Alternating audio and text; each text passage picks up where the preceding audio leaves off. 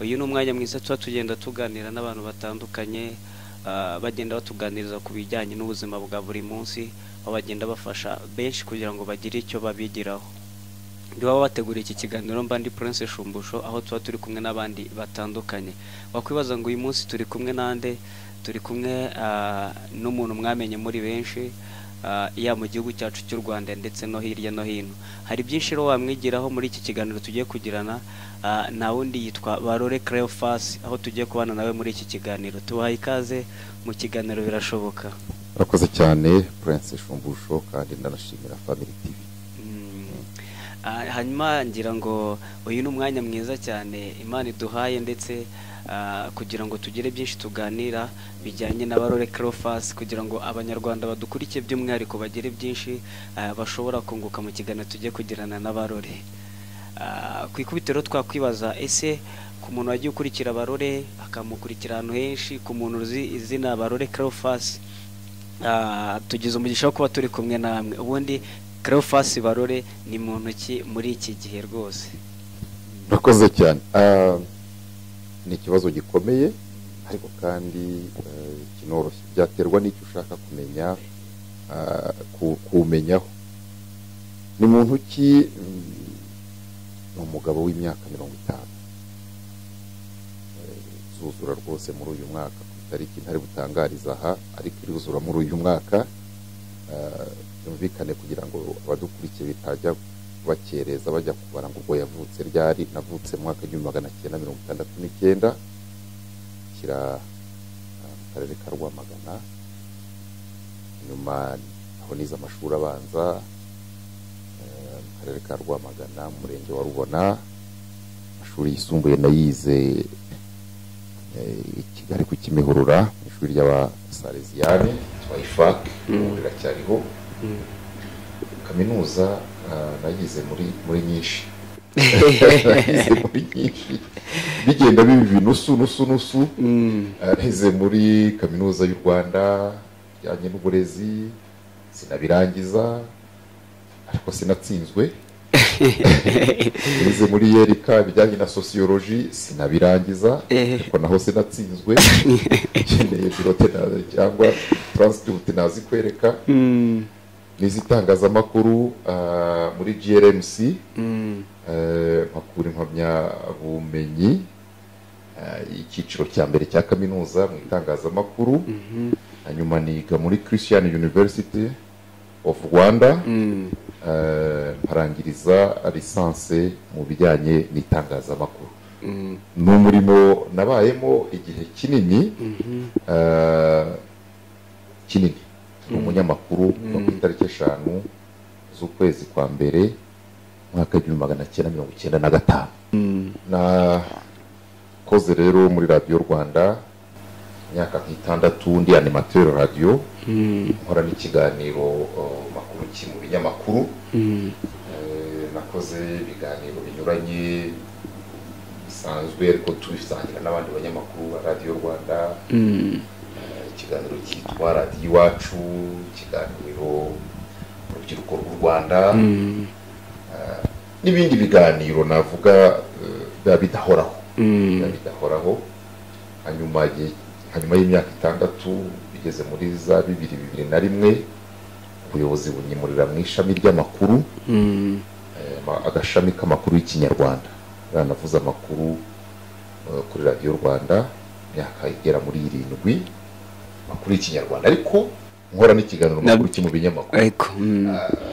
Abantu bakamenya cyane muri icyo kiganiro, ariko burya n'amakuru narayavuze kuri Radio Rwanda bigeze muri za 2008, 2009, 2010 gutyo. Sindi byibuke neza imyaka.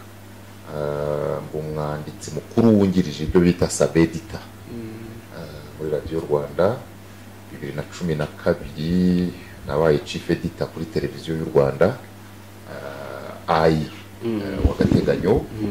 Nyuma 2013 kugeza uyu munsi umunyamakuru muri televiziyo y'u Rwanda, cyane cyane ushinzwe ibiganiro by'isesengura, ibiganiro bya politiki n'ibindi. dukora ikiganiro book club. Ibyo ni ibijyanye na carrière professionnelle Yego. hanyuma wabaje ngo ni muntu ki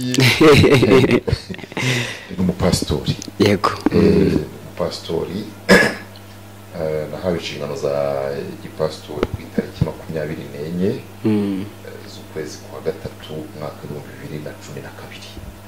Ari umurimo w'Imana ahantu hose yasanyohereje n'uturiho cyane rwose. Ariko muri iyi minsi mbarizwa ku byo twita umudugudu itorero rya Pentecote ryo mu Rwanda ADEPR. Mbarizwa rero ku mudugudu wa Kicukiro ushinzwe amateraniro yaho akorwa mu ndimi z'amahanga, Igifaransa, Icyongereza n'izindi. Ndumva ndashima Imana. Amen. Twavuga ngo amina. Ariko yavuze ngo ni muntu ki? Ni muntu ki? Donc ubwo ntisimbiwe. Turi kureba Barore nyirizina, abantu basanzwe bakurikira izina rya Cleophas Barore kuri televiziyo Rwanda, kuri radio Rwanda. Hari abantu babyumvishije kera iri zina kuva mu butoya, natwe turi n'abana iri zina twararyumvaga rwose.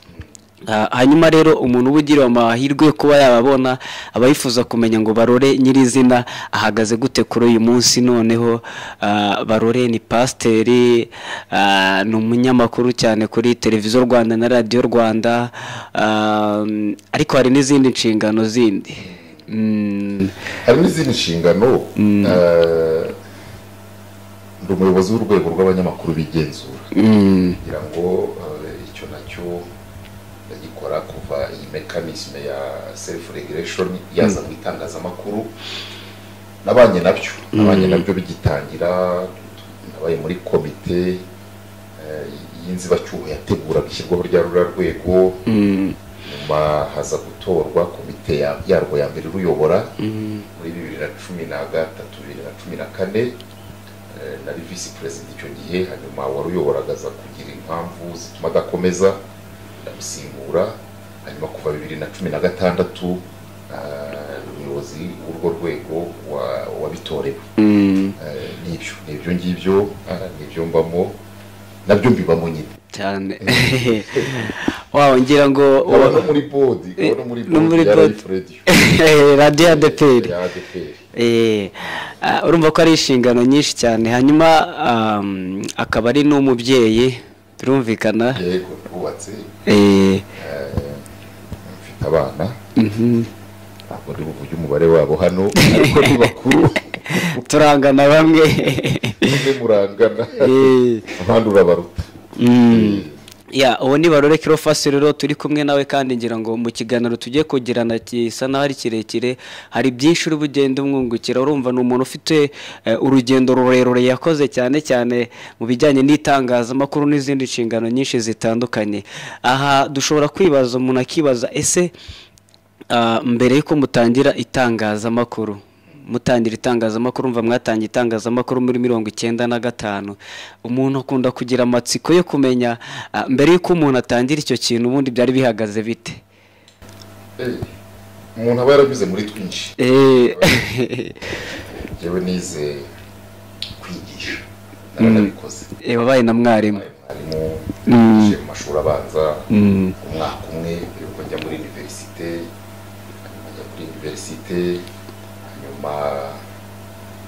Amateka y'igihugu cyacu, jenoside yakorewe Abatutsi yabaye niga muri universite. Nyuma yaho ibyo nakubwiraga byagiye mu masomo atarangira ariko kandi utanatsinzwe. Nyuma yaho rero sinasubiye, ariko nagiye njya gusubukura amasomo, ariko ndi no mu kazi kandi mfite n'umuryango ngomba kwitaho. Ibyo nakubwiraga ntabwo navaga ntatsinzwe, ariko inshingano zihindutse. Ubuzima ni zigzag. No muri sogonderi narahigishije. Nagiye, hari ibintu kera twitaga gutera ibiraka. Ntabwo mubizi. Ni bya kera.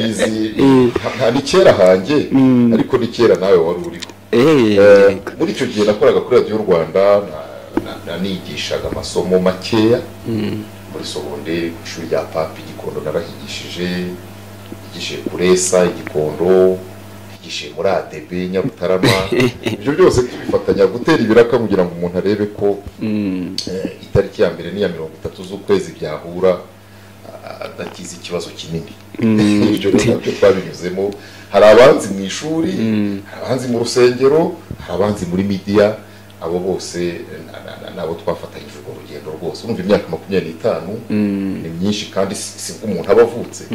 Hari abo mwariganye muri primaire, muri secondaire, aho hose umuntu yaragiye anyura atoragura amasomo, ariko buriya njya nkunda kubwira abantu ngo ini chose apprise n'est jamais perdue. Ntabwo ikintu wize nubwo waba utakirangije ntabwo ubuhombye kwiga si uguhomba. Twagiraga amasomo tuvuge nko muri za secondaire na za primaire batwigisha gushushanya, ntabwo nigeze mbimenya. Nigaga n'amasomo yo kuririmba cyane, tukiga nayo yo kwiruka, tukiga nayo kugira gute. Ibyo byose biraza umuntu akazagera igihe afata orientation, ukagira ibyo wakoresha ukagira n'ibyo utazakoresha, ariko kuba ubizi ntacyo ubuhombye. Njye mbwira abantu ngo ini chose apprise n'est jamais perdue. Ntacyo ubuhombye kubimenya, kubera ko hari umugabo umwe batwigishaga muri psychologie bajyaga bavuga ngo il faut avoir une tête bien pleine, ariko undi aramuvuguruza aravuga ngo il faut avoir plutôt une tête bien faite. Atari ukurundamo ibintu gusa, ahubwo ni no kubirundamo mu buryo buri metodique uzagufasha. Wow. Hanyuma wenda izina Barora abantu bagiye bakunda kurimenya cyane bijyanye n'itangazamakuru cyangwa se bijyanye n'umwuga w'itangazamakuru. Umuntu ashobora kwibaza nyirizina uburyo mwinjiye muri uyu mwuga neza, kwitangira ryawo, niba mubyibuka neza uburyo uyu mwuga watangiye n'uburyo mwawinjiyemo. Birashoboka ko wenda mwana winjiyemo mugahura n'imbogamizi nyinshi zitandukanye, nabyo turagenda tunabigarukaho, ariko nyirizina mujya gutangira muri 95 urumva byagenze bite? Ndetse n'igihugu cyacu cy'u Rwanda hari ibihe cyari kivuyemo. Urumva umuntu wese agomba kwibaza byinshi cyane ku bijyanye n'iryo tangira ry'icyo gihe. Bakoze cyane. Hari ibintu bajya bita les signes précurseurs, ibimenyetso ncamarenga. Ibyo ni ijambo mpimbye mu nteko y'ururimi n'umuco wanyihanganire. Mu bimenyetso ncamarenga nakundaga turangiza amashuri abanza. Twize imyaka 8 primaire. Wowe ntabwo nzi iyo wize, ntabwo ntusubize yego mutubiza kubazo. Twize imyaka 8. Muri bya ndi musige mwita ngo gususha. Mu gususha nasabye kwiga lettre, kuko hari hashize iminsi hasohotse ngira ngo ni hobe ntabwo mubizi, hari akanyamakuru k'abana hasohotsemo, tumva narakabonye, ntabwo uvuga ngo nasoma imva ni hobe. Hari harasohotsemo ngira ngo inyandiko ibigaragaza ngo amashuri ari mu Rwanda hirya no hino, mbese uwize ibi arangije abashobora gukora. Noneho uvuga ngo wize lettre ngo yakora nko muri Radio Rwanda, icyo gitangazamakuru cyariho, yakora mu itangazamakuru. Bakona bikundaga radio yaba y'u Rwanda yaba n'iz'abaturanyi ho zashoboraga kutugeraho, radio y'u Burundi umva ndabikunze. Ruzuza nsaba ntibabi reka nihute. Geze muri secondaire twagiraga akanyamakuru k'ikigo kitwaga Eco de Jeunes, kakunda gusohokamo inyandiko z'abanyeshuri cyane cyane cy'ibiruhuko nandikagamo. Nta kopi yako nabona, ariko ibintu bimwe byagiye bitakara, ariko nandikagamo amartikle ndi muri secondaire. Hanyuma rero byakunze ibyo nagomba kwiga, nabyo mbishimira Imana ntacyo ndahombye. 94 mu kwezi kwa 11 haciye itangazo jenoside imaze guhagarikwa, habayeho mu kwezi nk'ukwa 9 minisiteri y'uburezi yafunguye amashuri byari bigoye njya kwigisha hanyuma bibaye nko mu kwa 10 cyangwa kwa 11 numva itangazo kuri radiyo Rwanda reka mvuge radiyo Rwanda kuko nimvuga radiyo amera nk'abandi ari uvuga radiyo agatekereza kuri buhite usuzantanda ko ari radiyo Rwanda ariko itangazo riza rivuga rero ngo Orenfort irashaka abanyamakuru umuntu wumva afite yiyumvamo ubushobozi bwo kuba yakora muri icyo kigo bazazi ndaryumva nibereye iwacu yo mu giturage rwose za Rwamagana yego ndaza ahurira n'abandi benshi ni hariya mu mujyi aho radiyo Rwanda yakoreraga abantu benshi nka 500 turaza erega banze mbwira n'abadukurikiye ko uyu mwuga w'itangazamakuru c'est un métier noble umwuga mwiza ukoze neza umwuga mwiza umwuga umuntu wese utawurimo umuntu akureba hano Prince kuri televiziyo avuga atari umuntu ahagera ati none bibaza itangazo riratambutse ngo umuntu wese wumva yabishobora azaze twaragiye ntabwo nagiye njyenyine hari nko mu kwezi kwa 11 baratwandika hanyuma baratubwira ngo tuzaze gukora ikizamini 9 kwa 11 turaza dukora ikizamini cyanditse ndabyibuka rwose baduhaye ibyo bita dissertation yego ndabyibuka n'ikibazo uko cyavugaga ndabyibuka neza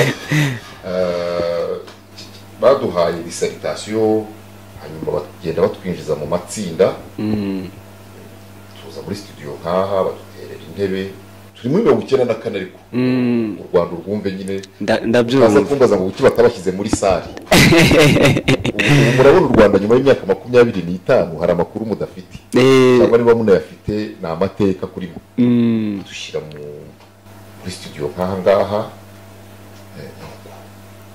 ikibazo cyarabazaga ngo bavuga ko itangazamakuru ari ubutegetsi bwa kane ubivugaho iki dissertation kibyo nicyo kizamini cyanditse nakoze cyari ikibazo kimwe gira icyo bivugaho mu mpapuro nk'enye cyangwa 5 ibaze rero umuntu utarigeze abikoramo ariko wize kame mujye niga nize icyo bita dissertation icyo bita introduction icyo bita umubyimba w'inyandiko nzi n'icyo bita gusoza nicyo ngicyo turandika hashize nk'ibyo turataha isubira muri kakazi kanjye hashize ibyumweru nka 2 hanyuraho itangazo kuri radiyo Rwanda rihamagara abantu 19 barobanuwe muri babandi bagera muri 400-500 bari bafashije bakoze ikizamini cyanditse muri 19 mva mu mazina yanjye babahamagaye kuri radiyo nta na telefone zabaga nka kwa kundi nakubwiye ngo ayo n'amakuru y'u Rwanda nta telefone zari ibyo bita landline izi ziri fixe ntabwo muzizi rero zimwe bakanda imibare bagakaraga kongera ikagaruka bakongera bagakanda muzajya mujya kwisura muri mize umunsi nta bihari kwari ugusoma amazina ku rutonde kuri radiyo abantu bakurikira barasabwa kwitaba ku kigo cy'igihugu cy'itangazamakuru Orenfort itariki bakayavuga abo naba hanyuma bajya gushobora kwiyumva cyangwa n'abaturage bakakumva ikintu giciye kuri radiyo cyangwa kuri televiziyo urabizi mu giturage radiyo yakuvuze ari uwabyumvise mahushuka ari ubyumvanye abandi aho unyuze hose bati baguhamagaye kuri radiyo turaza ku matariki nko mu kwa 12 sindi bwibuke amatariki neza, noneho ubwo dukora ikizamini cya interview cyo kubazwa byari twaraje abo bantu 19 ntabwo batubwiye umubare wabo bashakamo. Hanyuma muri abo 19 turaza dukora interview baduhaye, warazaga bakaguha urupapuro ruriho amakuru ukajya muri studio nk'aha turi, cyokora yari studio ya radio, ugasoma bati ngaho soma. Turasoma, baenregistra amajwi, bafata amajwi.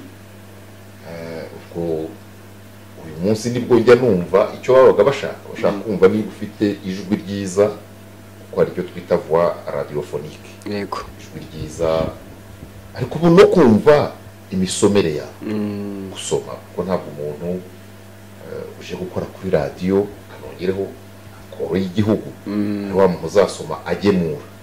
Soma ugemura ntabwo bizi. Hari uvuga ati gusoma ariko ahute soma, agatangira ati umurenge wa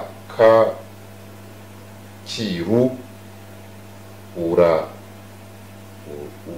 uramenyesha abaturage ko hari inama asoma kupa. Ubwo nawe uwo nawe ntiwamurenganya, azi gusoma ariko ntiyaba umunyamakuru wo kuvuga amakuru. Azi gusoma ariko ibyo asoma byamufasha. Ariko icyo gihe baduhaye gusoma. Hanyuma nyuma yo gusoma, mwamara gusoma mukajya imbere ya pano. Hari abantu nka 4 cyangwa 5 barimo uyu munsi umwe mu bayobozi muri minisiteri, ndabyibuka neza, muri minisiteri y'umurimo uyu munsi, ntabwo mvuga posta ariho amazina, yari mu bapanelist. Noneho ukabajya imbere bakakubaza. Ndibuka ko rwose baduhaye bimwe mu bibazo batubajije, ndabyibuka. Ntange bambajije ibibazo bya actuality, amakuru yaragezweho icyo gihe, kandi koko ndanabyemera. Umuntu ushaka umunyamakuru ni byiza ko nibaje mu nteko kubazwa, niba nk'uyu munsi ushaka umunyamakuru hanyuma umuntu akakubaza ati ese ngiye kuri igezweho, kandi bamubwiye kujya wumva radio cyangwa ujya ureba Family TV, akakubaza ati ngaho tubwire Family TV muri logo yabo habamo iki, ni yihe ntero n'inyikirizo yabo, icyo twakwita nka siro. Niba utazi ko bavuga ngo ni the mind of Africa, kandi ukababwiye ko ariyo televiziyo ureba, bene nk'utwo tubazo rero batubajije. Ariko dushaka kureba koko ko uyu muntu nubwo atari byo yize, nubwo yari afite ibindi akoramo cyangwa nta nabyo, ariko niba ashaka umunyamakuru, uyu muntu itangazamakuru ararikunda, ararikurikira.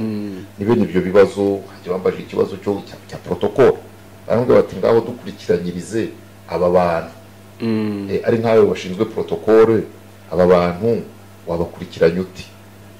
Bamuhaye urutonde rw'abantu benshi, n'utubazo. Hari utubazo babaza umuntu ari ukugira ngo barebe ko akurikira. Ubwo ndibuka ko umwe mu bapaneliste yarambajije ngo muri uyu mujyi ngo turimo kubona imodoka nyinshi zanditseho UN. Ni nuko yambwiye. Iriya ivuga iki? Shaka kureba ko niba ukurikira. Ushaka umunyamakuru utazi ko atari ahubwo ari United Nations. Urumva rero nicyo kizamini twari 19. Hanyuma mu kwezi kwa mbere mu matariki abanza rwose itangazo riza rihamagara noneho abatsinze. Abatsinze bahamagara abantu 14 muri 14 narimo. Twitaba, twasabwaga kuba twageze kuri Radio Rwanda ku itariki 5 z'ukwezi kwa mbere, ari nabwo twasanze nyine tugomba kwinjira tugatangira akazi. Twinjira mu kazi tumara ibyumweru nka 2 mu byo bita induction, tumenyereza batwereka ikigo, turahabikwa indirimbo bikora gutya, tujyana muri studio twereka ibikoresho uko bikora. Uyu munsi rimwe na rimwe iki gikorwa reka kivugeho abantu ntibagitiraho, ariko ni ngombwa ko niba umuntu aje ubwira uti ni kamera ikora itya, iyi ni mikrofone ishobora gukurura ijwi ari uko utunze ku munwa, cyangwa se ushobora no kwishyira hano iri multidirectionnel, ushobora gukurura n'amajwi y'abari hano bose. Ibyo twamaze nk'icyumweru babitwereka, babitwigisha n'andi masomo nuko. Hanyuma nawe urabyumva ni igihe cyo kwisana no gusana igihugu. Nyuma tumaze kugera mu kazi twanakorewe, hari umushinga wa UNESCO wahuguraga abanyamakuru, twakoze amahugurwa hitwaga Iwacu ku Karusunzu, ukwezi n'igice. Amahugurwa yari afite title avuga ngo collecte et traitement de l'information, kamizana n'amasertifika ndayafite, ariko ntabwo naje niteguye nuko ninjiye mu kazi. Ubu ugiye kumbaza yenda uti waba waratangiye kuvuga bwa mbere ryari, ariko ni nka nyuma y'icyumweru cyangwa icyumweru n'igice turi aho ngaho muri iyo nzu, badutegura, badutoza, banatujyana muri studio, ukirwa wicaranye n'umunyamakuru ureba uko avuga, wowe utavuga ariko mureba gusa, mwicaranye muri studio ureba uko yinjira, uko yimenyereza mikrofone, uko yexcuse yakoroye, mbese ari nko kugira ngo utinyuke studio. Ntabwo umwana avuka wahita yuzura ingobyi, hari ibindi bibanza, hari izindi nzira zigomba kubanza yacamo. Yego. Aha umuntu ashobora kwibaza, ese mwari mutangiye icyiciro gisa naho cyari gikomeye, kandi babagirira icyizere cyo kuba babafata ndetse bakabahereza n'izo nshingano, kuko ushingiye igihugu cyacu cyari kivuye ndetse naho twari twinjiye, mwasaga naho muri abantu mugiye gukora akazi katoroshye cyane mu bijyanye no kubaka igihugu cyacu cy'u Rwanda.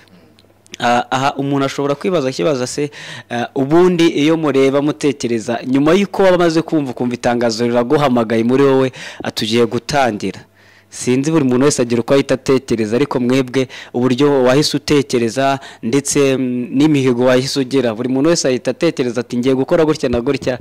Mwebwe sinzi aho hantu, sinzi uburyo muri buze gusa naho muhagarutseho gatoya. Gukora ikizamini, kugitsinda, hanyuma no guhamagarwa, watekereje iki baguhamagaye? Numvise ko gize amahirwe yo kujya mu byo nakundaga nubwo ntabyize. Nashatse kubyiga sinabibonera amahirwe, ariko nkanashima Imana ko naho nize, je le salue au passage, muri fac baduhaye formation littéraire, ngatigaga lettre pe. Abahize icyo gihe barabizi, baduteguragamo ibintu bibiri. Baduteguragamo kuzaba swat abarimu cyangwa kuzakomeza inzira y'abihaye Imana. Iyo utegura umwana nk'uwo rero umuha ibyangombwa byose bishoboka. Ikilatini narakize narakibagiwe cyane ko twanakigaga bakita langue morte, ururimi rutagikoreshwa, icyo narakize. Bigafasha iki? Bigafasha muri kumenya etimoloji y'amagambo n'ibindi, nacyo narakizeho. Niga lettre, ariko niga normal primaire, ariko nanone twagize abarimu n'abapadiri n'abafrere batwigishije cyane ukunda gusoma, ukunda kwandika. N'ibihano baduhaga byagarukaga cyane mu gukarishya ubwenge. Ukerewe kugera muri refectoire bakagukubita igitabo cy'amapaje nka 200 ugisome, kandi bakaguha iminsi 3 yo kuzaba wazanye na resume yacyo. Urumva?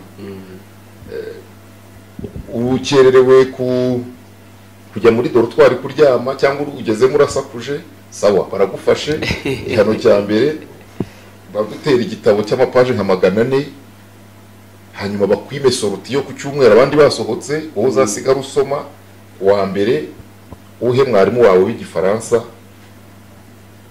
resume y'igitabo kandi umubwira uti iri biri muri cadre yuko nakosheje wowe urababaye ko bakwimye soroti ariko kandi ku rundi ruhande nyuma ubyumva ukuze burya bya bintu byangiriye umumaro uretse uyu munsi yo nkora book club ugira ngo iramvuna nimvuna nabyitwaje ntabizi ariko ntabwo ibitabo byose nasomye abankurikiye babyumve ntabwo nabisomye kubera ko ndimo guhanwa twagiraga bibliothèque ku ishuri n'abarimu bigishaga indimi baba bigisha ikinyarwanda baba bigishaga igifaransa icyo gihe cyongereza cyo twigaga gike bitewe na section twigaga badushishikarizaga gusoma kandi bagakurikira kamenya ngo iki gitabo waragisomye isomo iniri hakazabamo ibihe byo kujya impaka ku gitabo mwasomye imbere y'abanyeshuri bagenzi banyu mugakora ibyo twita ngo nuko exposa bakababaza kugira ngo barebe ko igitabo mwagisomye koko ariko bakanababaza ibirenze igitabo wakuyemo iki mpamagawe rero navuze nti amahirwe ngiye gukora umurimo wari inzozi zanjye n'ubwo inzira nari naranyuzemo itaganishaga muri izo nzozi ibyo bambwiye byose mpageze yewe byarukorosoro wabyukaga byaramfashije ariko nkanakunda kwigira no ku bandi buriya niba ushaka kubaka kariyeri ni byiza kwigira no ku bandi niba ushaka kuyobora ibiganiro mpaka fata igihe urebe n'ibindi biganiro mpaka by'ahandi urebe ikiganiro gitangira gute s'abatumirwa bashyamiranye moderator cyangwa umunyamakuru ahagarara hehe na hehe ibyo byose iyo ugenda ubyitegereza ku bandi kuko kwiga bihoraho biragufasha icyo ntari mvuze nacyo muri bya byumweru nka bibiri batumenyereza haba harimo n'icyo bita no gusobanurira aba bakozi bashya umurongo ngenderwaho icyo mu itangazamakuru mwita ligne editoriale ligne editoriale burya ni ngombwa cyane ligne editoriale kuba dukurikiye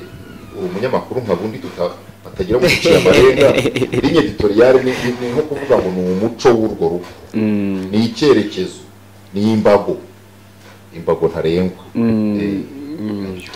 wow ni Cleophas Barore rero turi kumwe nawe aho turi kugenda tugaruka ku rugendo rwe rujyanye n'itangazamakuru uburyo yatangiye hanyuma twari tugeze ahantu mwari mumaze gutangira ariko ntago byatinze wenda sinzi igihe byatwaye ariko byageze ku rwego abantu batangira kumva izina Cleophas Barore ndetse nawe utangira kubyiyumvamo donc mu mvugo y'ubu ngubu ubaye icyamamare abantu barakumenye aho ugiye hose abantu bagiye bumva ijwi ryawe bakumva barakuzi bakumva Barore baramuzi ese muri wowe ni gute noneho ubwo buzima watangiye kubamo butandukanye n'ubuzima wari usanzwe urimo uri mwarimu wigishiriza ugataha noneho ugeze ahantu abantu bose bamenye izina Cleophas Barore ubwo buzima sinzi uburyo wabubayemo mu by'ukuri kuko ibenda nitubigarukaho bishobora kuza gufasha n'abandi bashobora kuba baragize amahirwe yo kuba babaho bakagira amazina akamenyekana ariko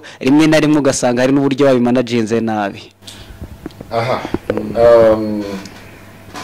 ni ubuzima bugora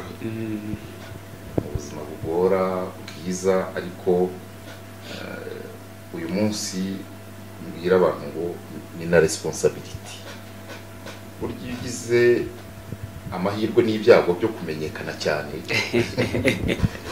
ni amahirwe ubyitwayemo neza ni ibyago iyo utabyitwayemo neza kumenyekana ni amahirwe si bibi kuba wagera ahantu uvuga bati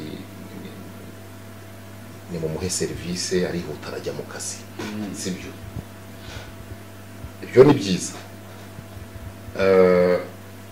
iyo nko kubasoma agacupa rwose mu itangazamakuru ni byiza kumenyekana, birakorohera kubona n'abagusengerera katubivuge gutyo, ariko nanone ni ingorane kuko ugize benshi bagusengerera uba uri mu manegeka yo kugwa mu businzi, ushobora no kukubaho chronique. Kumenyekana bikoreshejwe nabi, nawe ntumenye kubijera, uba uri mu manegeka yuko wanegeka. Iki kintu abadukurikiye bacyumve, uri mu manegeka yuko nawe ushobora kunegekana. Ndibutsa ko nta mafaranga menshi twagiraga, kumenyekana udafite amafaranga abantu bakajya bagira ngo urayafite bakakwiyegereza, nabyo ni byiza. Icyiza kirimo ku ruhande rumwe ushobora kubona serivisi mu buryo bworoshye kuko abo kubahwa turabubaha, ibyo si twe tubivuze ni na Bibiliya bivuga, abo kubahwa turabubaha. Iyo ukora akazi kawe neza, iyo serivisi za ushinzwe uzikora neza, aho ugeze nabo baguha serivisi neza. Izo ni inyungu zo kuba umuntu wamenyekanye. Hanyuma ariko ngise na responsabilité, kubera ko wamenyekanye hari n'abandi bashaka kukureberaho, barakubonaho ikirere.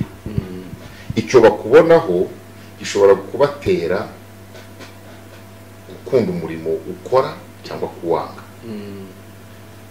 Icyo bakubonaho gishobora gutuma na za serivisi nari mvuze uzibona cyangwa ntuzibona, gishobora guhesha ishema umurimo ukora cyangwa kikawugayisha.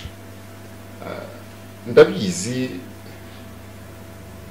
ibintu byo kuba abantu bakumenye ari benshi, banyura ahantu bati niwe aragiye ninyurura mu muhanda, umuntu akaza akaguhagarara mu bitugu. Simbikunda nubikora, burya ubona harimo ikibazo kitari kiza. Umuntu akugiye inyuma mu bitugu ari mu mpaka na mugenzi we ngo niwe ngo cyangwa si niwe rwose bavuga cyane. Abanyamakuru nagiye nganira nabo benshi babikunda, nanjye simbikunda, ariko nta nicyo binantwara. Hari igihe mpindukira nkababwira nti ndiwe, ariko biraterwa n'uwo mwavugaga, ukabona ahubwo niwe babaye nk'abagira isoni, ariko ndakubwira nti ndiwe, ariko uwo mwavugaga ni muntu ki, ninde, kugira ngo izo mpaka nzirangize. Oya bati twavuga ngo niwe uvuga kuri televiziyo, ni jyewe, nicyo gusa. Bati cyari icyo, bati mujye mutubabarira, turabamenya mutatuzi. Ibyo byose ntacyo bitwaye, ntacyo biba bitwaye. Hanyuma ariko nkanavuga ngo umuntu itangazamakuru rifashije kumenyekana, icya mbere afite inshingano zo kuryubaha, kuko unless media bari kumenyekana, afite inshingano zo kuryubaha. Icya kabiri ufite n'inshingano nawe zo kwiyubaha, ariko no gucisha make. Nta kindi cyabaye, nuko wagize amahirwe cyangwa umugisha wo kuba umwe mu bavugira kuri televiziyo, abantu bakakubona, ariko n'abandi bayivugiraho cyane. Imbere yawe hari abayivugiyeho, na nyuma yawe bazayivugira. Ubwo rero you have to be humble. Cisha makeya. Abasitari sijya nifata ko ndi umusitari, kareka abantu nibo babimbwira. Ndetse kuba nigendera mu mujyi, umuntu arambwira ati madamu wanjye aragukunda cyane, ati mbabarira twifotozanye nze kumwereka ko narakubonye. Ndahagarara, ni serifu ushaka? Ati cyane. Ahagarara arafotora icyo yayikoresheje, niba yarayimaritse muri sari, niba yarayishyize he. Ariko ni byiza, byiza iyo ubikora neza, ni ingorane iyo ubikoresha nabi, kubera ko n'ababikoresha nabi. Ariko njye nkunda kubwira abantu ngo gucisha make nibyo byiza, kubaha abantu bose, kumenya ko umuntu ari umuntu. Ibyo ni ibintu byangombwa, ariko nagize n'umugisha ndakizwa. Ibyo rero mbyumva cyane kuruta yenda n'uwo nabibwira ntabyumve. ngira ngo wenda muri iki gihe izi ni inama twari turimo bari barimo barabagira cyangwa se wari urimo urahereza umuntu wese ushobora kubona uburyo bwo kuba izina rye ryamenywa n'abantu benshi. Hari n'amanyinshi rero Cleophas Barore abagiriye, kandi ntekereza ko ari umuntu wo kwigirwaho kuko ni umuntu twese twakuriye imbere ye tumwigiraho byinshi bitandukanye. So rero ibintu nk'ibi ngibi biba bikwiriye. Reka tugaruke wenda ku mwana uri mu ishuri muri iki gihe, ku mwana wumva izina Cleophas Barore, umunyamakuru hari n'ubwo aba arimo arakora ariko we ntamenye ko ari kwinspira abandi bakiri batoya. Kugeza ubu ngubu ushobora no gusanga ahantu henshi hatandukanye hirya no hino hari umwana ushobora kwicara akavuga ati njyewe ndi Cleophas Barore, n'iryo zina akaryiyita, agakora nk'ibikorwa donc n'ibiganiro byinshi wagiye ukora akagenda bigarukaho cyane. Ese umwana nk'uyu nguyu niki wamubwira, umwana wumva mu by'ukuri yumva mu mutima wiwe afite gukunda ikintu bita itangazamakuru? Namubwira ko niba bikunda turimo kwinjira mu Rwanda professionnel, nta byiki kugira ngo we nageramo ye kuzapatona byige abikore neza. Kandi niba bikunda ni umurimo mwiza, natangiye mbivuga ko ari umurimo mwiza. Nabyige ariko yige n'inguni zawo zose, yige n'inguni zawo zose, ajyemo yabitekereje, ajyemo avuga ati jyewe ngezemo narenga aho abo bagejeje naza nzanyemo iki. Kubikunda ni byiza, ni nk'uko umwana wese aba afite inzozi. Iyo umubajije utuzaba iki, aravuga ati nzaba umusirikare, nzaba umupolisi, nzaba umuganga, nzaba umwarimu, hari ibintu byinshi kurya umwana aba afite ibintu. Hari n'ubwo ati nzaba Ronaldo, nzaba Ronaldo, ajya abona ukuntu batsinda ibitego bakabiserebura, akabona ukuntu kamera zose ari we ziba zireba, nzaba ukunda ikintu ukabikunda ukiri muto byiza. Ariko noneho nkongera nkanavuga ngo iyo bitagukundiye ko inzira zigutegura kuzajya muri cya kindi, nta mpamvu yo gucika intege. N'ibindi ugiyemo byige. Urakoze kumbaza icyo kibazo. Mperutse guhura n'umwe mu basore muri kaminuza, arambwira ati jewe nabaye muri media ndi umutekinisiye, nose kuki waje kwiga itangazamakuru utarimo kwiga muri za IPRCs ngo wige tekinike? Arambwira ati rero nubwo nari umutekinisiye ariko nkunda mikoro, urumva nanavuga gukorera inyuma ya rido rwose. Ariko ndashimira cameraman turi kumwe muri iki kiganiro kuko adahari, abadukurikiye ntibaba bakurikiye iki kiganiro. Hari igihe n'abantu batamenya ko aka kazi ari akazi and equipe. Twebwe nitwe bareba njye na Prince, ariko hari indi kipe nini irimo kudufasha, aba cameraman, hari abazeditinga kugira ngo ikiganiro kirusheho kujyamo ibirungo. Yewe guhera no kuri wa wundi wanyakiriye nkigera mu marembo y'ikigo, abo bose ni shene, ni shene twe duha agaciro. Uzabibona kandi n'abadukurikiye bajye babireba. Ubundi n'ikiganiro kirangiye barandika bati dore abagize uruhare muri iki kiganiro, ukabona mu rutonde runini. Ni byiza rero kubyitegura, aricyo nari mvuze, niba ubikunda. Ariko ni na byiza ko inzira ziramutse atariho zikunyujije ziherekeza. Ushobora kuba wakundaga itangazamakuru ariko wasusha wajya mu bizamini kaminuza cyangwa n'abakora orientation scolaire, bakabona ibyakubera byiza no kujya kwiga imibare. Genda wiga imibare. Bibiliya iravuga ngo kandi umurimo wose werekejeho amaboko, ariko ndongera ngo umurimo mwiza ukorana umwete. Niba ari imibare genda uyige neza, ntibizakubuza plus tard kuba waza muri ya kariyeri wumva y'inzozi zawe, ukaba wayikora nk'umunyamwuga muri yo, cyangwa ukayikora ntushaka kwishimisha, ushobora no kuza ukavuga uti ngewe ndashaka kujya niyigisha abana imibare, narabyize n'ubu afite methodology nakwigishamo imibare kuri televiziyo kandi bakayifata. Uzi ntiwakareba icyo kiganiro ukaba ugeze muri ya kariyeri yawe. Njye ni icyo ngicyo. Hari ukubwira ati nigaga ibi ndashaka kubireka nkunda itangazamakuru. Njye namubwira ngo komeza wiga ibyo kandi ubyige neza ubinonosore, hanyuma ahubwo mu itangazamakuru bajye bagutumira nk'inzobere muri byo ubu mutumira. Ubuse nta bantu muzi amazina badakora muri media ariko bahora muri media, bahoramo kubera baje gusobanura ibindi bize. Izo nzozi ni nziza, ariko niba ubuzima bukwerekeje mu kwiga ibindi, mu kumenya ibindi, bimenye neza. Ahubwo ba prince aba bajye bagutumira uzusobanura iby'ubwubatsi, uzusobanura iby'ubuhinzi, uzusobanura iby'uburezi, uzusobanura iby'ubworozi, uzusobanure ubumenyamuntu, uzusobanure ubwanditsi bw'ibitabo.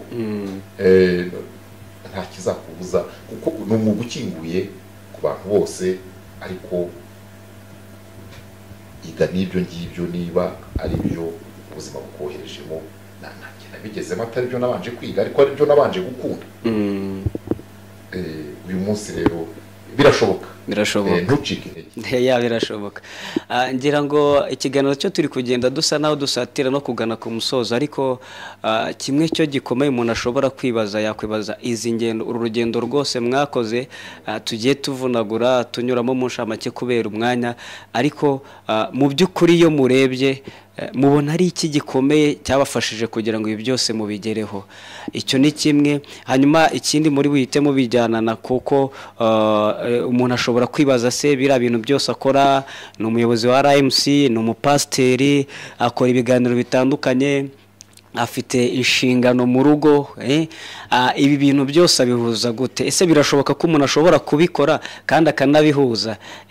Ngira ngo ibyo bintu bisa naho ari bibiri, mugire duse naho tubivugaho. Gufasha umuntu muri uru rugendo mu mwuga uwo ari wo wose ni determination, ni ukwiyemeza, ni ukubikora ubikunze. Iteka umuntu akora akazi adakunze, muri iki gihe abahanga mu bijyanye n'ubujyanama mu by'akazi barakubwira ngo umurimo wose uzakora igihe uriho ugahora ureba ngo isaha yo kujya kurya yageze, isaha ya pause yageze, uwo murimo nushaka uzawusezereho wigire mu bindi. Ndakubwiza ukuri, n'uyu munsi ndi mu kazi numva agomba kurangiza ikiganiro, iyo ntarabona abatumirwa b'ikiganiro mba ntatuje. Iyo ntararangiza ikiganiro nagomba ntatuje, ntuza kirangiye. Kandi sinakwiruka ngo ngiye kurya ngo umutumirwa mbwira ati ndaboneka saa sita, mvuge ngo saa sita ni isaha ya pause. Koko aguhaye umwanya we ngo ni isaha ya pause? Ntabwo ari byo. Bisaba kuwukunda, ariko noneho reka nkubwire ikindi kintu kizagutera imbaraga muri uyu murimo. Prince nuhura n'umuntu akakubwira ati ikiganiro cyawe turagikunda, nukuri ntabwo uzagira imbaraga zigukuramo hano. Abanyamakuru tugira urwenya rukunda kuvuga ngo mikoro iraryoha, biterwa n'icyo uyivugiraho, ariko bikanaterwa na nyuma ibyo wakira, feedback ubona. Niba kubwira bati utegura ikiganiro cyawe neza Prince, nta mushahara bazaba guhaye, ariko njye njya mwita undi mushahara, kumva ko umuntu kubwira ati ikiganiro cyawe kuri Family TV turagikunda, ukaba uzi ngo ufite raison conditionnelle abantu kitajya gicika, ukaba uzi ngo reka tunareke no kuvuga ngo na boss wawe hano mu kazi, uretse ko ni nawe biba byarahereyeho burya. Iyo ukora akazi kawe neza ukoresha akagashima, ariko wanagera hanze bakakubwira bati yewe bati uyu munsi wari ufite umutumirwa, wagera hanze bakakubwira bati kiriya kiganiro kizasubiraho ryari, uragenda ukavuga uti nk'ubushera aho ngaho mbere. Uba wumva wakoze akazi kawe neza, ariko nanone nyine ni gukora. Ndabizi sosiyete yacu hari igihe utumira umuntu avuga ati ese ubundi ati ngewe ati kuri televiziyo ngewe reka, kandi mwaba utari kuri televiziyo ukumva ufite ibitekerezo yanabikubwira. Ibyo birafasha, bigatera imbaraga, bigatera intege, bigatuma umuntu yumva adacitse intege. Hanyuma ikibazo kindi wari umbaje bishobora kuba ibintu bituma umuntu akomera agakomeza muri uru rugendo. Ikibazo cya kabiri cyavugaga inshinga uburyo muhuza yego guhuza inshingano. Aka kazi kacu niwo murimo w'ibanze nkora kakitangazamakuru, ariko buriya zaba inshingano z'urugo twese twirirwa mu kazi twese tugataha mu ngo. Inshingano z'urugo rero nazo zidusaba kujya mu kazi, kujya gushaka izo minerivare z'abana, kujya gushaka ibiteza umuryango imbere. Hanyuma ibyo byo ni ibisanzwe, ntabwo mbona ko urugo rubaye inshingano zidasanzwe. Hanyuma ariko kubihuza nanone n'umurimo w'itorero, mu itorero mbayo nkoresha amasaha n'igihe n'umwanya, turi mu gihe bishaka umuntu yiporogaramu. Iyo utiporogaramu neza koko wahuzagurika, ariko iyo wiporogaramu no ku itorero barabizi, iyo mbabwiye ngo nzaboneka mba nzaboneka, iyo ntazaboneka nabwo mba ntazaboneka. Bakabifata gutyo ko ndi umukozi ukoresha icyo twita ntabwo ndi full time. Full time ku itorero hari abandi baba bahari. Ngira n'umugisha umudugudu ushinzwe nyobora n'umuyobozi w'umudugudu aho ngaho mu itorero, turi mu pastori dufatanyije umurimo, mfite n'umuvugabutumwa nawe dufatanyije umurimo. Ariko none uko byubatse hari n'inama nyobozi, abadiyakoni, hari n'abakirisitu, kandi baba twararezwe twese mu kintu bita gukorera Imana. Gukorera Imana rero ntibisaba necessairement ngo pastor aba guhagaze hejuru. Oya, no kwibwiriza, no kumenya igikwiye. Ibyo byose turabihuza, ni nka coordination, ubundi ibintu birikora biherekejwe n'umwuka wera. Ngira ngo rero tugenda tugana no ku musozo, hari ubutumwa mushobora gusigira mu by'ukuri abanyarwanda bakurikiranye iki kiganiro, bari basanzwe bakurikirana izina Cleophas Barore ariko bakabagira umugisha wo kubabona, ubutumwa mushobora kubasigira? Urakoze cyane. No kubashimira ko ni benshi nahuye nabo, abonzi nabo ntashobora kwibuka, ko muri gukora ibiganiro ngira ngo nta murenge w'u Rwanda ntagezemo ngiye mu kazi. No kubashimira uko bagiye batwakira na bagenzi bacu, ntibaduhunge, bakaduha amajwi yabo kuri radiyo, bakemera tukabafata amajwi n'amashusho kuri televiziyo. Ndabashimira kuko buryo ugiye ntiyemere ko umutunga mikrofone, burya nawe wacyura umunyu. Ndabashimira, ariko ubutumwa nanone ni ubwo gukomeza gukorana neza itangazamakuru bakarifata nk'umufatanyabikorwa. Prince waba uvuye hano muri studio ufashe mikrofone yawe ugiye kureba uko abaturage barimo kumva aya mazina mashya y'ibyiciro by'ubudehe, bakakwakira mukavugana, hanyuma natwe tukabizeza ko mu nshingano zacu ibishoboka byiza binoze bitunganye, ni inshingano zacu kurushaho kubinoza. Ariko message ubutumwa ni ugushimira abakira bose neza, abanyamakuru, hanyuma bakabaha amakuru, ya makuru tukaza tukayatunganya, tukongera tukayabagarurira. N'ubundi niho finaroma tuba dukorera. Mwarakoze kujya mutwakira neza. Arakoze rero Barore, reka dumushimire Imana iguhereza imigisha myinshi cyane kubwo uyu mwanya mwaduhaye. Reka dushimire nawe mwese mwakurikiranye iki kiganiro, kandi tubabwira ngo tuzakomeza tubagezeho n'ibindi biganiro byinshi bitandukanye. Turabakunda kandi tubifuriza ibyiza. Shalom.